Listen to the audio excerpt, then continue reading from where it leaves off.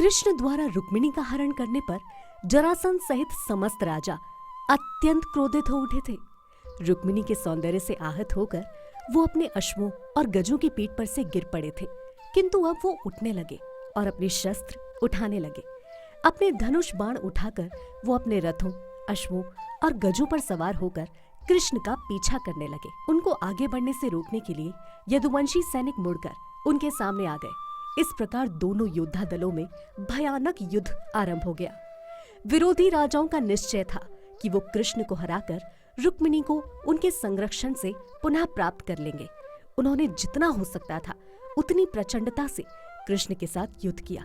कृष्ण के पीछे बैठी हुई रुक्मिणी ने देखा कि विरोधी दल की ओर से यदु सैनिकों के मुख पर बाणों की वर्षा हो रही है।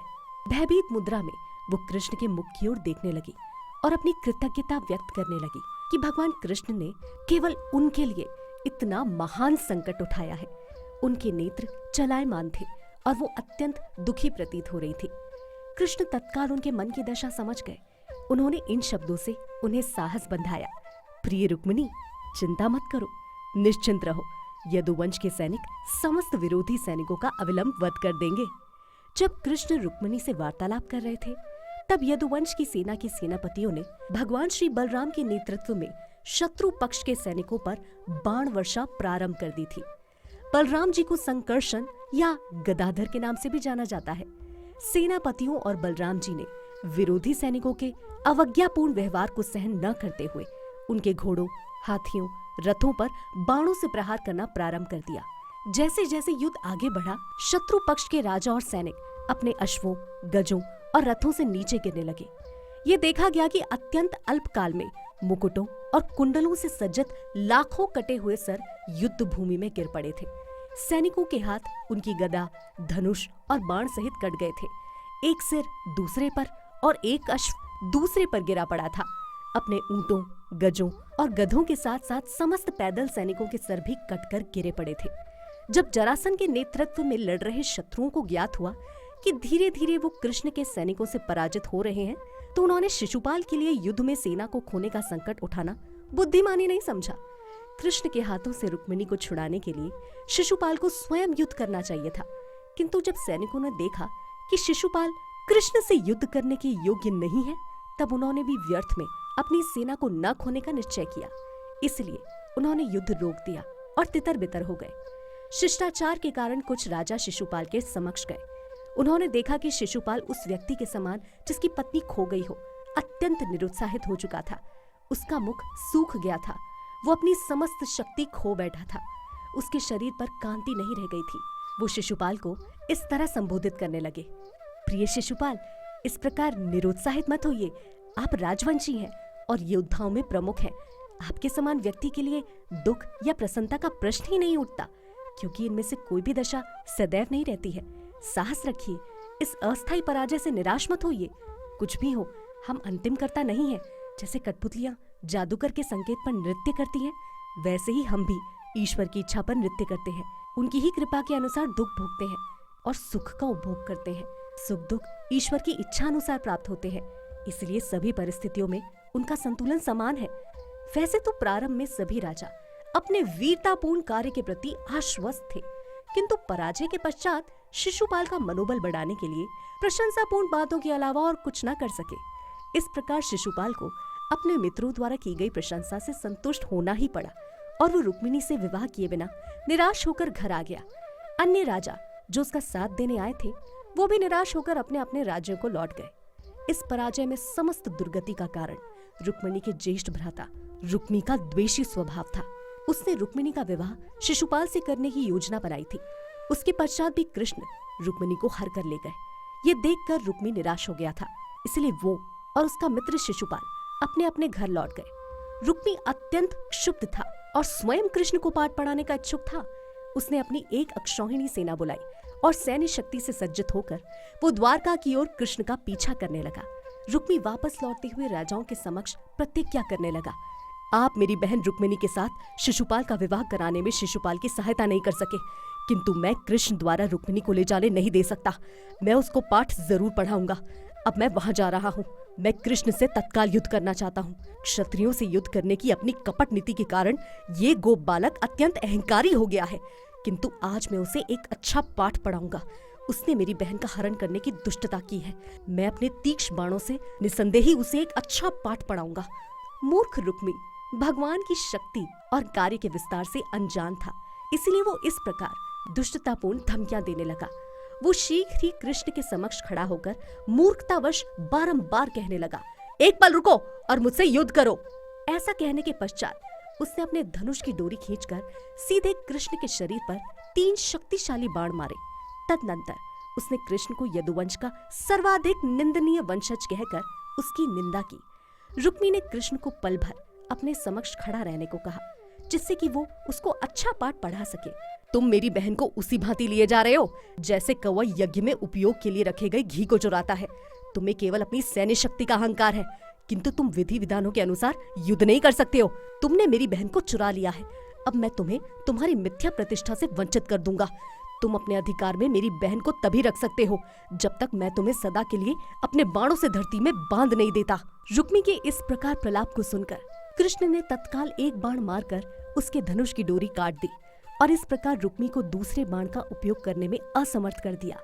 रुक्मी ने तत्काल दूसरा धनुष उठा लिया और कृष्ण को अन्य 5 बाण मारे। रुक्मी द्वारा दूसरी बार आक्रमण करने पर कृष्ण ने पुनः उसके धनुष की डोरी काट दी। रुक्मी ने तीसरा धनुष लिया तो कृष्ण ने उसकी भी डोरी काट दी। रुक्मी को शिक्षा देने के लिए इस बार स्वयं कृष्ण ने उसको 6 बाण मारे और तदनंतर उन्होंने 8 बाण और मारे। इस प्रकार 4 बाणों से 4 अश्व मारे गए और दूसरे एक बाण से सारथी का वध कर दिया गया। बचे हुए 3 बाणों ने ध्वज सहित रुक्मी के रथ के ऊपरी भाग को अलग कर दिया।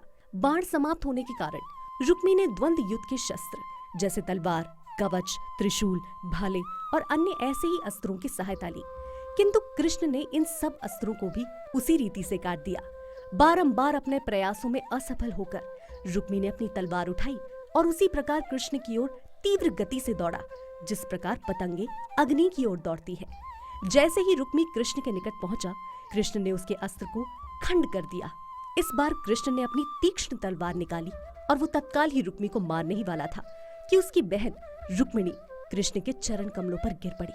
रुक्मिणी समझ गई कि इस बार कृष्ण उसके भाई को क्षमा नहीं करेंगे, इसलिए वो कृष्ण के चरण कमलों पर गिर पड़ी और भय से कांपते हुए अत्यंत करुण स्वर में अपने पति से विनती करने लगी कि अपने इस शुभ विवाह के पूर्व वो उसके भाई का वध ना करे, बल्कि उसे क्षमा कर दे।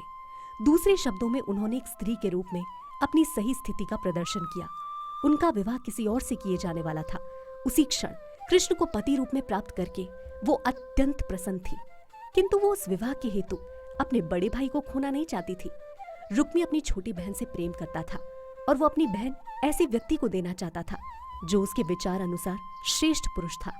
जब रुक्मिणी अपने भाई के जीवन के लिए कृष्ण से अनुनय विनय कर रही थी तो उनका संपूर्ण शरीर कांप रहा था और चिंता के कारण उनका मुख सूखा हुआ और कंठ अवरुद्ध प्रतीत हो रहा था। उनके कांपने से उनके शरीर के आभूषण शिथिल पड़ गए थे और गिरकर धरती पर बिखर गए। भगवान कृष्ण तत्काल दयाद्र हो उठे और मूर्ख रुक्मी को न मारने के लिए सहमत हो गए, किंतु साथ ही वो रुक्मी को कुछ अल्प दंड देना चाहते थे। इसलिए उन्होंने उसे एक वस्त्र के टुकड़े से बांध दिया और उसकी मूछ, दाढ़ी और इधर उधर के कुछ बाल छोड़कर सारे बाल काट दिए।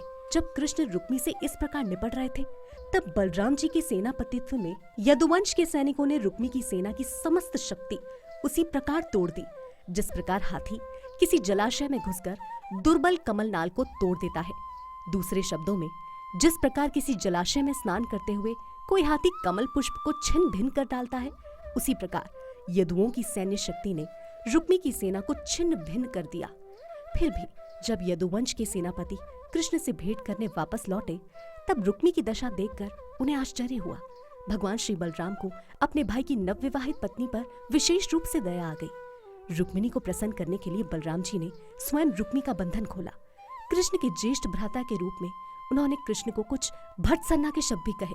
उन्होंने कहा, कृष्ण, तुम्हारा कार्य संतोषप्रद नहीं है, ये एक निंदनीय कार्य है और हमारे परिवार की परंपरा के विरुद्ध है।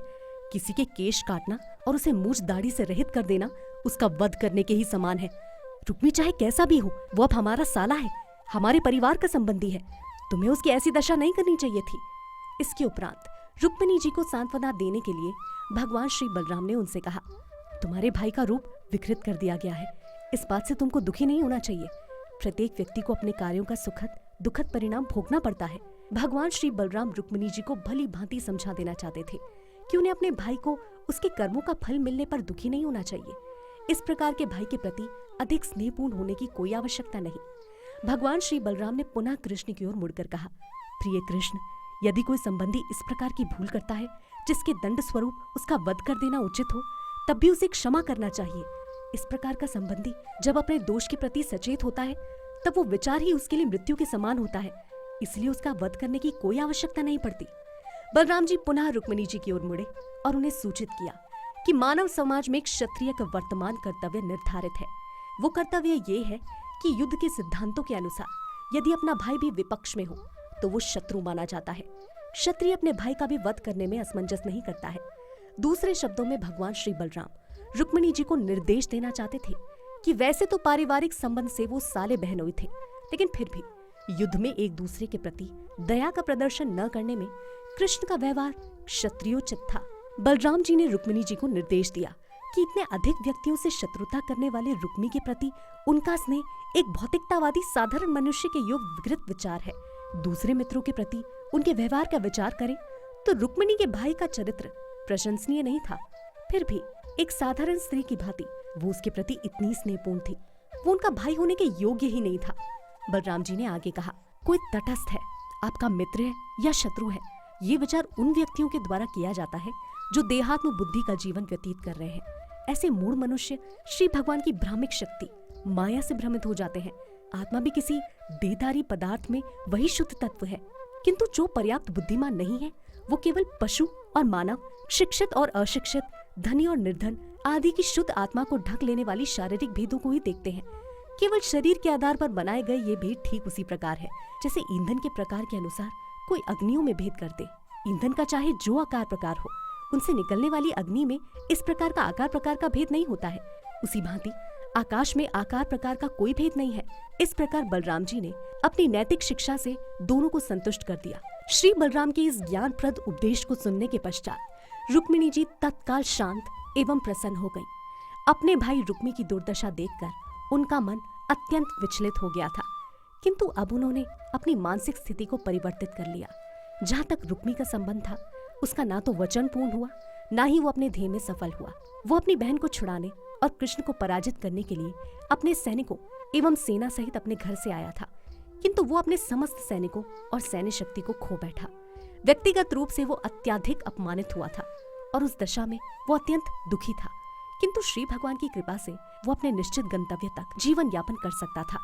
रुक्मी एक क्षत्रिय था, इसलिए उसे अपना ये वचन स्मरण था कि कृष्ण का वध और रुक्मिणी को छुड़ाए बिना वो अपनी राजधानी कुंडिन नहीं लौटेगा। वो अपना वचन पूर्ण करने में असफल रहा, इसलिए क्रोध में उसने निश्चय किया कि वो अपनी राजधानी नहीं लौटेगा। इसलिए भोजकट नामक ग्राम में उसने एक छोटा सा घर बनाया और शेष जीवन वहीं बिताया। समस्त विरोधियों का परास्त करने और रुक्मिणी जी का हरण करने के पश्चात कृष्ण उन्हें अपनी राजधानी द्वारका ले आए और वैदिक विधि विधान के अनुसार उनसे विवाह किया। इस विवाह के पश्चात कृष्ण द्वारका में यादवों के राजा बन गए। रुक्मिणी के साथ कृष्ण के विवाह के अवसर पर समस्त नगर हर्षित प्रतीत हो रहा था। नगर में सब ओर केले के वृक्षों और सुपारी के वृक्षों की सज्जा थी। शुभ संस्कारों में इन दोनों वृक्षों को अत्यंत शुभ माना जाता है। उसी समय विभिन्न मित्र राज्यों के राजाओं को लाने वाले अनेक हाथी भी वहां एकत्र थे। हाथी की आदत होती है कि जब कभी वो छोटे पेड़ पौधे देखता है तो अपनी खिलाड़ी व चंचल स्वभाववश वो वृक्षों को उखाड़कर इधर उधर फेंक देता है। द्वारका में इस अवसर पर एकत्र हाथियों ने भी केले और सुपारी के वृक्षों को छितरा दिया, किंतु इस उन्मत्त कार्य के होने पर भी इधर उधर बिखरे वृक्षों सहित समस्त नगर अत्यंत शोभायमान हो रहा था। कौरवों और पांडवों के मित्र राजाओं के प्रतिनिधि वहां उपस्थित थे। उनमें से कुछ राजा धृतराष्ट्र, पांचों पांडव भाई, राजा द्रुपद और साथ ही साथ रुक्मिणी के पिता भीष्मक भी थे। कृष्ण द्वारा रुक्मिणी हरण किए जाने के कारण दोनों परिवारों में प्रारंभ में कुछ मतभेद था, किंतु श्री बलराम विदर्भ के राजा भीष्मक के पास गए और साथ ही अनेक संतों ने भी उन्हें समझाया। तब वो कृष्ण और रुक्मिणी जी के विवाह में सम्मिलित होने के लिए तैयार हो गए। वैसे तो कृष्ण के द्वारा हरण करने की घटना विदर्भ राज्य के लिए प्रिय घटना नहीं थी, किंतु फिर भी क्षत्रियों में हरण करना असामान्य घटना नहीं थी, क्योंकि लगभग सभी विवाहों में हरण प्रचलित था। राजा भीष्मक का झुकाव पहले से ही कृष्ण को अपनी सुंदर पुत्री देने की ओर था। किसी न किसी प्रकार से उनका प्रयोजन सिद्ध हो गया था। इसलिए वैसे तो उनका सबसे बड़ा पुत्र युद्ध में अपमानित हुआ था, फिर भी वो विवाह संस्कार में प्रसन्नता से सम्मिलित हुए। पद्म पुराण में उल्लेख है कि महाराज नंद और गोप भी विवाह संस्कार में सम्मिलित हुए थे। कृष्ण द्वारा रुक्मिणी हरण की कथा को पद्य में लिखा गया और चारणों ने सर्वत्र उसका गान किया। सभी एकत्रित राजा और विशेष रूप से उनकी पुत्रियां श्री कृष्ण के पराक्रम का श्रवण करके चकित और प्रसन्न हो गई।